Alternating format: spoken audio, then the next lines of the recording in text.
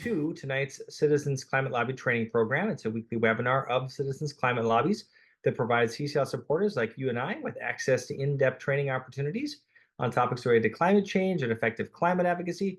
I'll be your host tonight, Brett Cease, CCL's Vice President of Programs, and tonight's topic is home electrification and efficiency opportunities within the Inflation Reduction Act.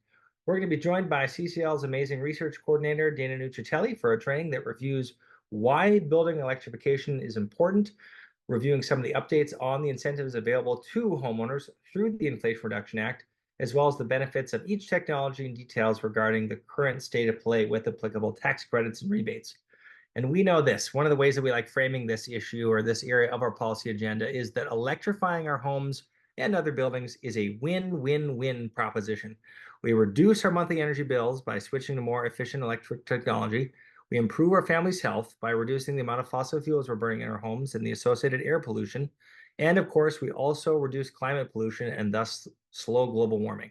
So what's not to like? Our speaker tonight is going to take us through the rest of the deck here after I go through our learning goals and agenda. The wonderful Dana Nuccitelli is CCL's research coordinator. He's also an environmental scientist with degrees in astrophysics and physics and a climate journalist, one of the early adopters and founders of Skeptical Science, one of the go-to websites that many of us have appreciated for the last 15 plus years, as well as now more recently The Guardian and Yale Climate Connections. Dana is also the NCSE 2016 Friends of the Earth Award winner and the author of 10 peer-reviewed climate science papers, as well as a book called The Climatology versus Pseudoscience. So we're in great hands tonight with the research that Dana's prepared. And if we've done our job well tonight, we're going to help all of you walk away with the following 3 learning goals. We're going to have the chance to review the benefits that come from building electrification, both from our homes, our pocketbooks, and the environment. We'll also deepen your understanding of the many tax incentives and rebates available for you to help electrify your life. And hopefully you feel a little bit more prepared, you and your local team, to get out there and engage in electrification conversations, because after all, this is Earth Month, or rather Electrification Month is August. So we're going to tell you all about that in just a little bit. But the agenda is pretty straightforward. We're going to start with the importance of going electric, why we should do that, and think about that in each of our own lives.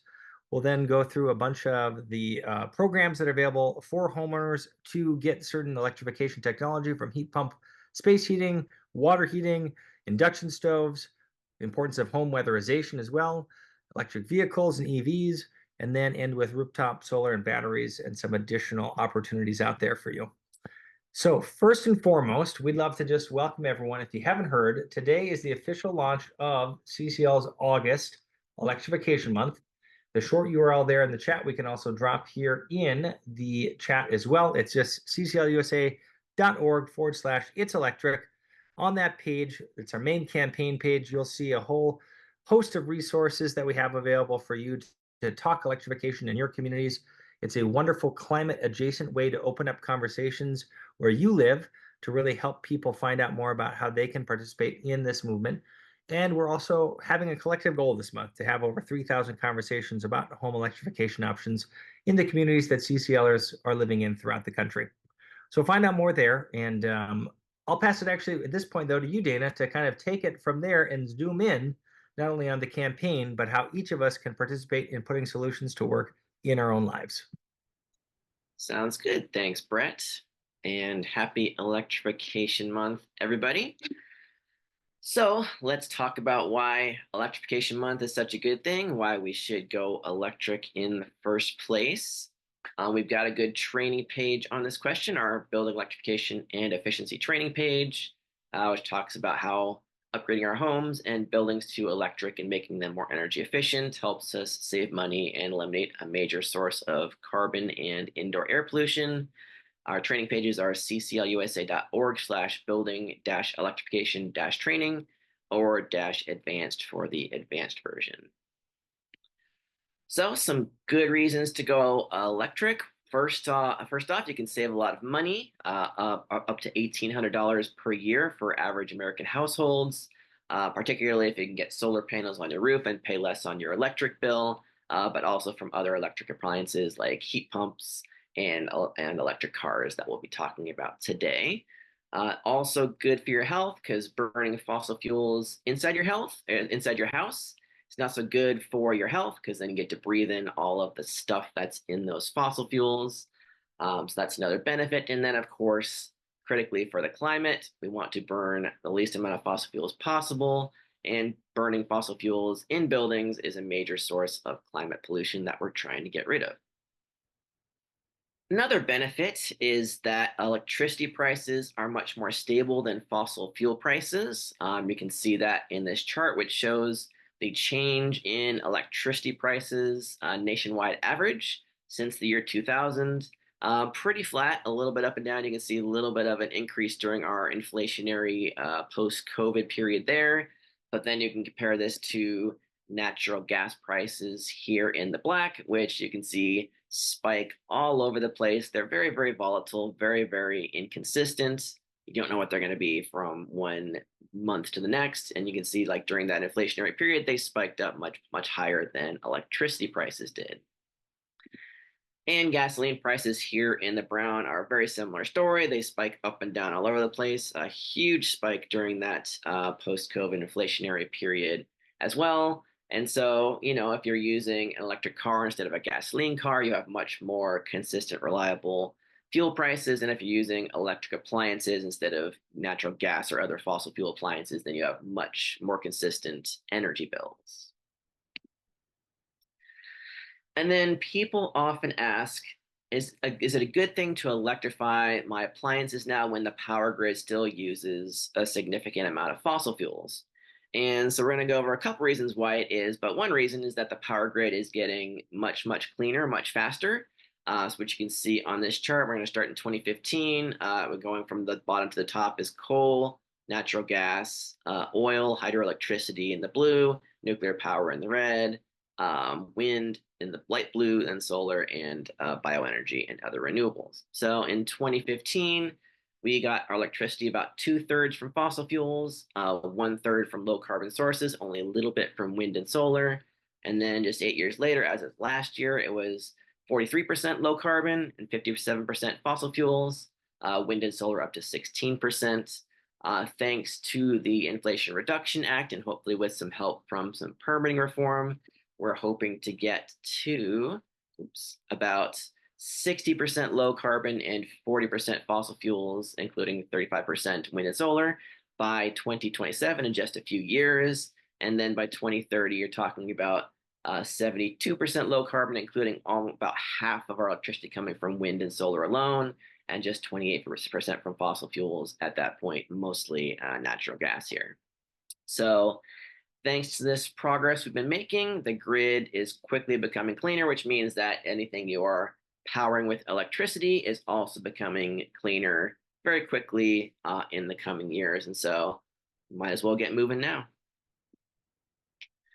You can see a similar story here, which is this chart showing the projects in the interconnection queue, projects that have been proposed that are trying to connect to our power grid.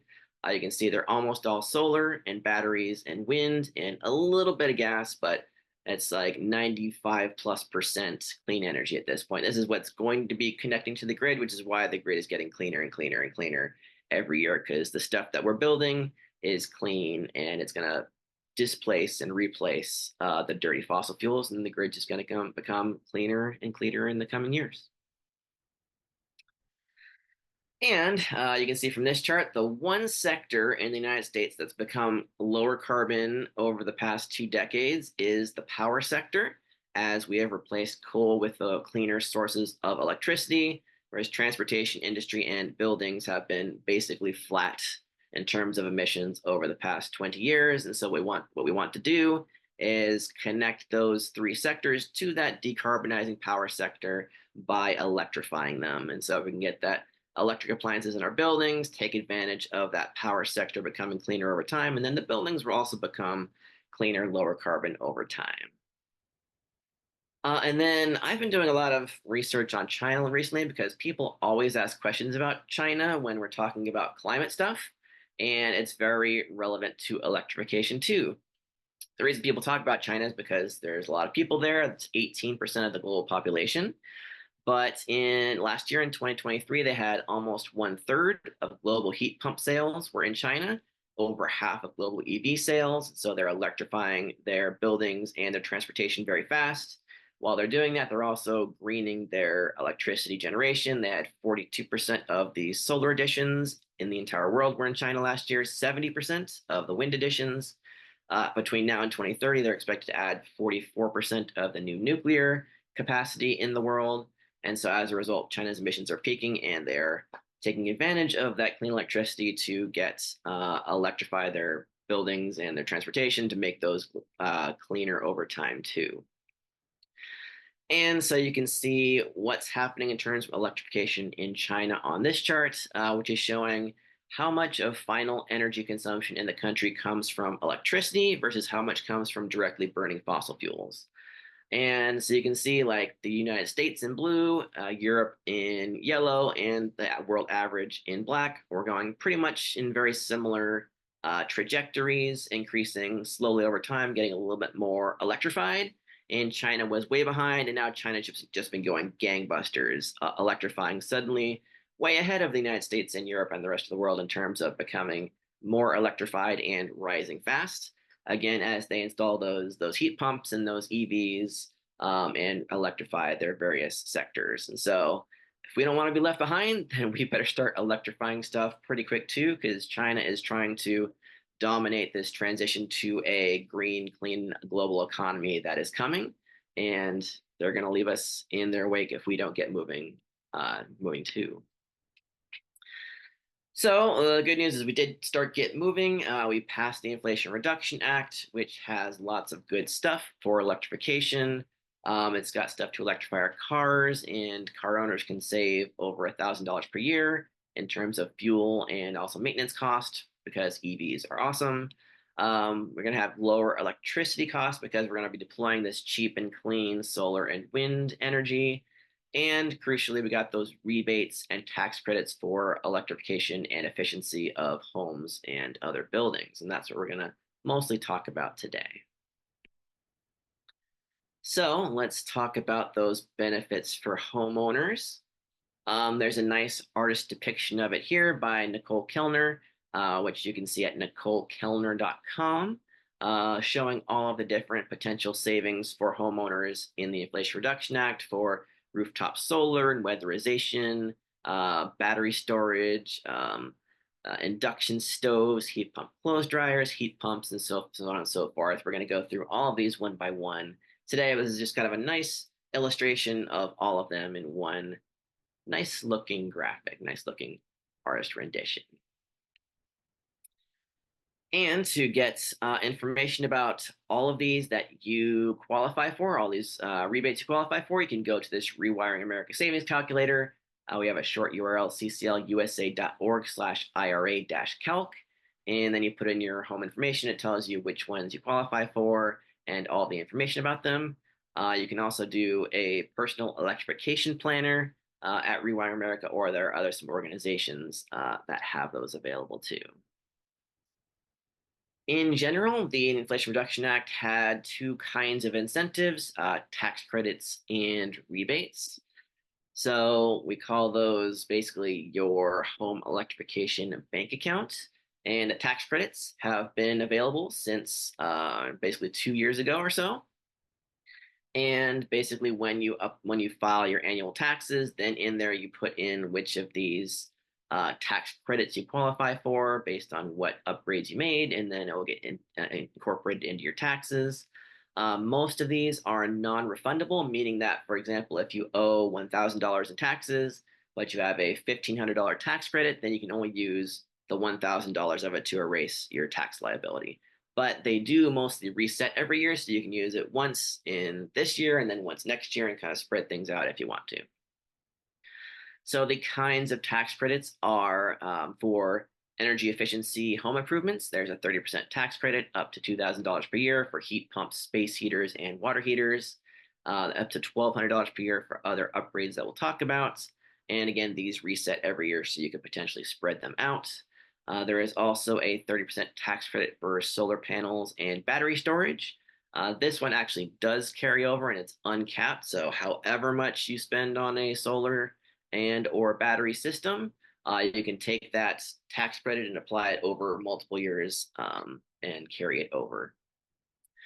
And then there's also an EV tax credit that we'll talk about. Then there are upfront rebates that are mostly not yet available but are getting close. We'll talk about those. They will be distributed via state energy offices. They are two different programs. One we're just going to call HERA, which gives up to $14,000 per household in upfront rebates for low and middle income households. Low income being defined as under 80% of whatever your local median income is, and middle income being 80% to 150% of your local median income. And you don't have to worry about looking that up. Again, you can just use the Rewiring America calculator, and it will tell you which of these incentives you qualify for. The other program we're going to call Homes, which we'll get into the details about that in a little bit later. So this is a map showing the current status of the deployment of those upfront rebates. The green, you can see there's one green state, that's New York, which was the first state to get sort of a finalized program and to start making some of these rebates available. They're still not all available even in New York, but some of those upfront home, low and middle income rebates are available in New York, and more will be coming in the near future. And then the orange states here are kind of the next in line. They have had their applications approved. They're just going through the very final steps to get the program set up, and then they'll be able to send these rebates out as well. I believe New Mexico and Hawaii are next within the next couple of months. In California, I've heard that we're looking at around October or November. And then the rest of these states, Arizona, Washington, Wisconsin, Maine, and Rhode Island are next in line pretty quickly thereafter. So we're making pretty good progress. Like I updated this map just yesterday from a couple of months ago, and there's a couple more states added on here. The light blue states are kind of the next in line that they have submitted their applications for these programs to get these upfront rebates with the Department of Energy, but it hasn't yet been approved. And then once it's approved, there's a little bit more of a process to go through. So those are the next in line. And then the gray ones are still preparing their applications. They're a little bit behind, but they're supposed to have their applications done and submitted by the end of this year. And then going into next year, they'll have to go through the next phases to get the program in place so that they can get that rebates money and get it out to their low and middle income household folks. So you can kind of see the status of whichever state you're in, how close you are to getting this money. And it's been a slow process, but it's starting to get close for a lot of states at this point, finally. So the main things that we're trying to tackle, you can see on this chart, is where households get most of their energy use. You can see the big bars are space heating and water heating, and they're also the bars with the light blue and other colors. Those are the fossil fuels. The dark blue means they already use electricity, but you can see like there's a lot of fossil fuel use in our space heating and our water heating. So those are kind of the big low-hanging fruit that if we can get rid of that fossil fuel space heating and water heating, then we can make a lot of progress in decarbonizing our homes. And the good news is that we've got a technology that does this called the heat pump, which heat pumps use electricity to move heat from one place to another. They can both cool and warm buildings with one appliance, which is great. Super efficient, 3 to 5 times more efficient than most current fossil fuel heating systems, because it's easier to move heat around than it is to generate it by burning stuff. And when you burn stuff, a lot of that, significant amount of that heat energy kind of goes out into the surrounding air and is wasted. We call that waste heat, and so it's not very efficient. So because heat pumps are so much more efficient, they save energy and they reduce emissions, even though today's grid, again, is not perfect. Because they're so efficient, even with today's grid, they still reduce emissions. And again, the grid is just becoming cleaner and cleaner and cleaner very faster. And so heat pumps are just going to be a better and better and better climate investment over time. So for space heating heat pumps and cooling, the HERA program, once it is available, will have an $8,000 upfront discount up to $8,000. And then again, it covers 100% of the cost for low-income households up to $8,000. So like if a low-income household could find a heat pump for $8,000, that'll be fully covered. For middle-income households, it's 50% covered. So like if a middle-income household installed a $16,000 heat pump, they would get an $8,000 rebate, for example. That is once those rebates become available for those households. In the meantime, there is already the tax credit available, which is a 30% tax credit up to $2,000. Heat pumps generally cost more than $6,000. So basically, that is a $2,000 tax credit for installing a heat pump on your house. And then we've got heat pump water heaters, which are pretty similar. They work in the same way as heat pump space heaters, just moving heat around, usually from the air into the water, 2 to 3 times more efficient than current water heating systems, which can translate into hundreds of dollars per year in energy savings for an average household and emissions reductions as well. So those upfront rebates, once available, will be up to $1,750 for a heat pump water heater. Again, 100% up to $1,750 for low-income households and 50% of the cost up to $1,750 for middle-income households. So if a middle-income household were to install a $3,500 heat pump water heater, they would get half of that money back. Also, and then of course, the tax credits again are already available. And so if you install a heat pump water heater, you can get a 30% tax credit up to $2,000. So if you install a $6,000 heat pump water heater, you get $2,000 tax credit off of your taxes. And again, these reset each year. So, and they're the same tax credits, the heat pump space heater and water heater. So if you're going to install both, you could consider installing a heat pump space heater 1 year, heat pump water heater the next year, and then you can use this tax credit in both years. And then we've got electric stoves. There's both our traditional old school electric resistant stoves that's got the element that heats up, kind of like a toaster acts. And then there's the newer, more modern induction stoves that transfer energy to your pot or pan using a magnetic field. Both of them are very, very energy efficient, much more than gas stoves, which are just burning that gas, and then a lot of the heat just goes into your kitchen instead of going into your food. So gas stoves are much more inefficient than either type of electric stoves. Induction also has the benefit of being very fast at heating up food, very accurate at the amount of heat being applied, and also very safe because the cooktop surface doesn't really get hot, and so you can put your hand on it and you'll be fine. And both are much healthier than gas stoves, which again, they're burning methane right in your face where you're breathing, and then you're breathing all of the emissions associated with that gas. It's especially true for homes with kids because there's been a number of studies now finding that kids in homes with gas stoves are significantly higher risk of experiencing asthma symptoms or being diagnosed with asthma over their lifetime. So that's especially a good scenario to replace gas stoves with induction stoves if you've got a home with kids in it.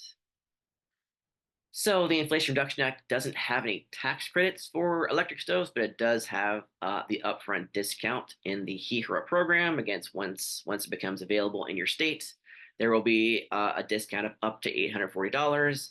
Again, $100, 100% up to $840 for low-income households, and 50% of the cost up to $840 for a middle-income household. So if you're a middle-income household, you install a $1,680 induction stove, you can get $840 of that back.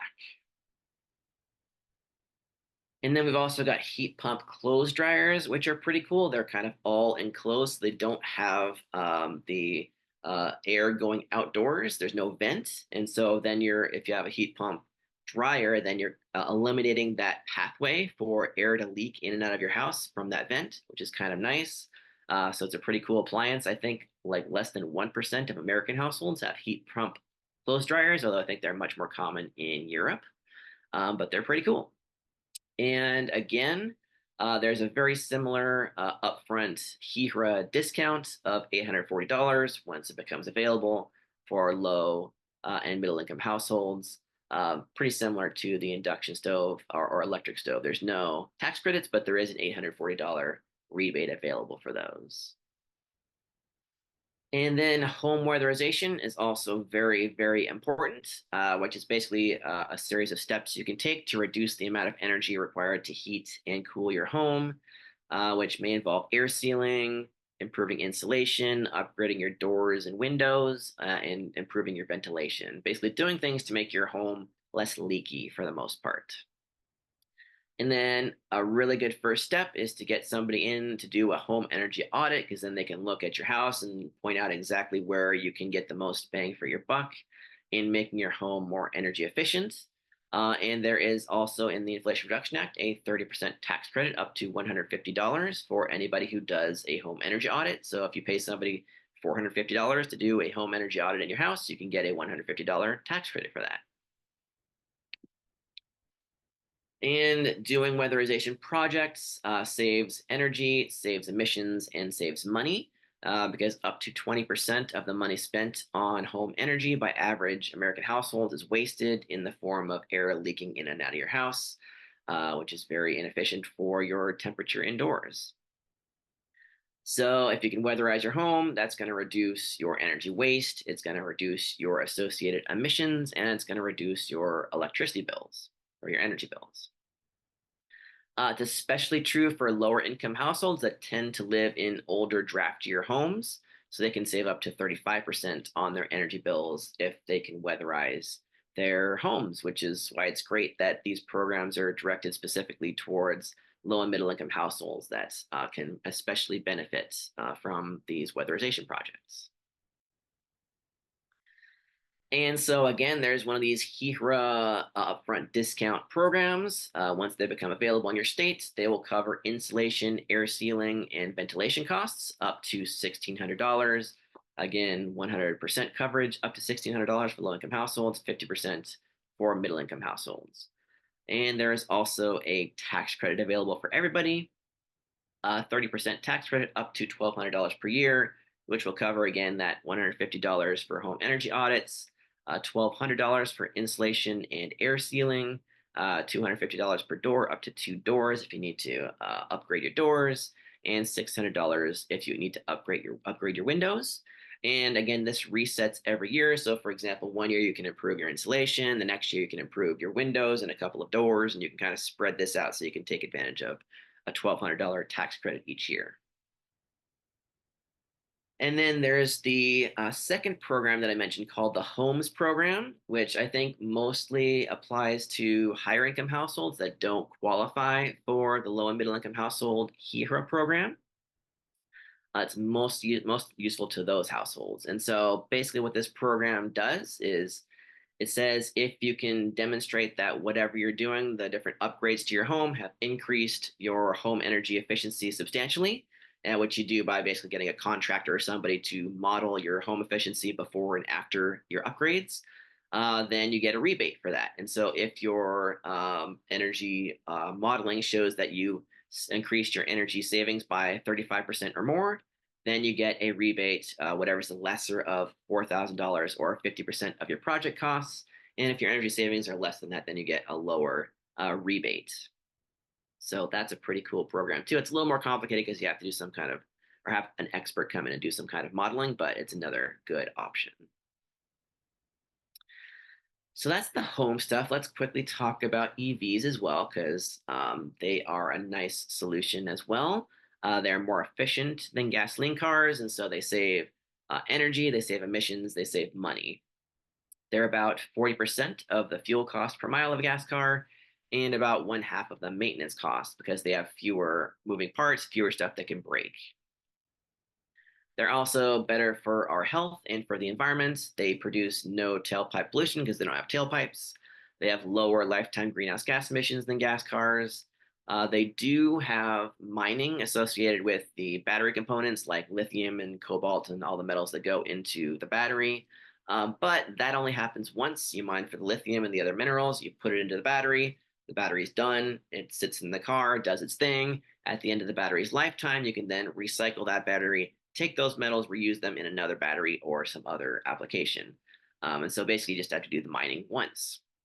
Whereas a gasoline car, you have to drill for the oil, you have to transport the oil, refine the oil, send it to the gas station, put it into your car, and then burn it, and then continue doing that infinitely until you're done driving your car. And so it's a much smaller overall environmental impact to just drill or to just get these minerals out of the mine once than it is to constantly drill for more and more oil to create the gasoline for your car. And this is a nice map from the Union of Concerned Scientists of miles per gallon equivalent of electric cars in each region of the country, because that depends on the power grid in each region. And so basically, it averages from you can get the low of 42 miles per gallon to a high of 247 miles per gallon. The average nationwide is that an electric car gets the equivalent of 91 miles per gallon, which is, of course, much better than any gasoline or even hybrid car on the road. And so, basically, again, even with today's power grid, electric cars are the best, lowest emissions, best climate choice. And again, the grid is just getting cleaner and cleaner and cleaner, which means your electric car will also get lower and lower and lower carbon emissions as you get cleaner electricity in the coming years.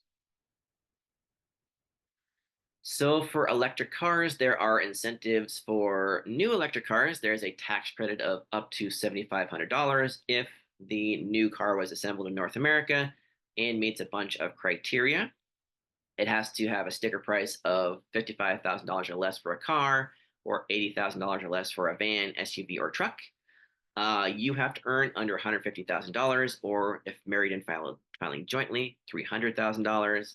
Half the tax credit is if most of the battery's critical minerals come from the United States or free trade partners. The other half is if most of the battery components were made and assembled in the United States. So there is a loophole there that leased cars are basically considered commercial cars. And so commercial cars just get the EV, the full $7,500 tax credit without having to worry about those requirements. And so it's kind of a good idea to look at your different, if you're in the market for an EV, compare like leasing deals to buying deals, and you could potentially get a really good deal for leasing an electric car. Also, these tax credits are now transferable to auto dealers. And so if your auto dealer is participating, they can just convert that to an upfront discount and take $7,500 off the sticker price. So you don't have to worry about tax filings and liabilities and things like that, which makes it a lot easier. That's a really nice benefit. So I put together this spreadsheet, and Britt, I think there's a link there that you could pop into the chat if people want to take a look at this, which I try to keep updated relatively frequently of all the different EV and plug-in hybrid models that qualify for these tax credits, and some information about their range and their costs and how much they cost after the tax credit is taken into consideration. So you can see there's a lot of options here. There's going to be more and more over time as we get more and more of our manufacturing and supply chains in the United States, thanks to all the incentives in the Inflation Reduction Act to do that. And there's going to be more and more electric car models on the road in the coming years too. So this list might get pretty long pretty soon, but it's already getting fairly extensive. And then there's also an incentive for used EVs, which is the lesser of $4,000 or 30% of the sales price. And again, it has to meet some criteria. You have to make $75,000 or less, or if filing jointly, $150,000. The EV has to be at least 2 years old. It can't cost over $25,000. Plug-in hybrids do qualify. You have to buy it from a dealership, and it has to be the first transfer. So you're the second owner of the EV. So you can't just keep selling it, and qualifying for this credit. It's just the first time. There are no made in North America or any sourcing requirements like that. Every used EV qualifies for this tax credit, again, as long as you meet these other criteria.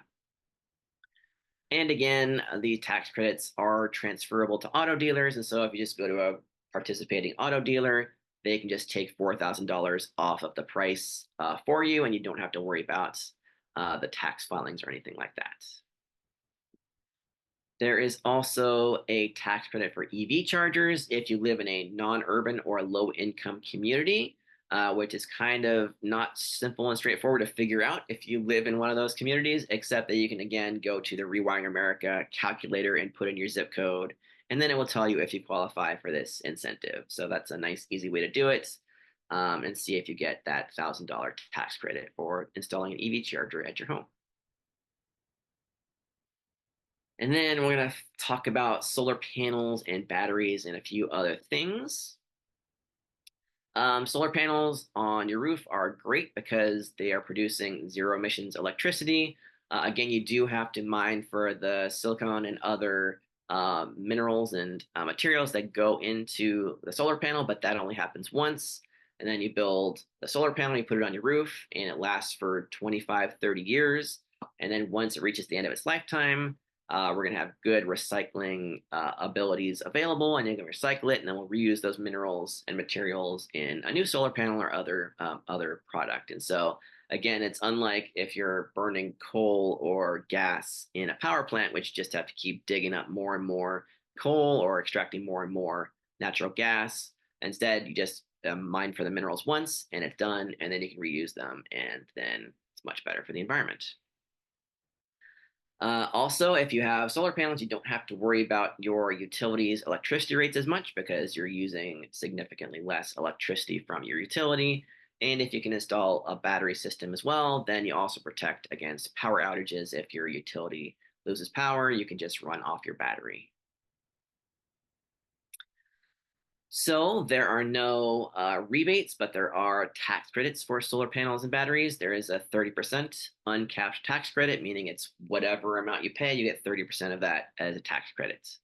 The same thing for both battery storage and also if when you're installing your solar panels, if you need to do an electrical panel upgrade, you also get a 30% tax credit for that if you do it at the same time. So again, yeah, whatever you pay for these upgrades, then you get 30% of that to offset your tax liability, and you can apply that to multiple different years, unlike the other tax credits in the Inflation Reduction Act. And so if you're doing all these electrical upgrades, you might need upgrades to your electrical panel or your electrical wiring. To figure out if that's the case, you should talk to an electrician and kind of say, like, these are the different things I'm considering upgrading. Like, am I going to need to also upgrade my electrical panel or my electrical wiring? And find out what they say. If you do, again, HEHRA is going to have an upfront discount up to $4,000 for electrical panel upgrades and up to $2,500 for electrical wiring upgrades. Again, 100% coverage up to those amounts for low-income households, 50% for the middle-income households up to those amounts.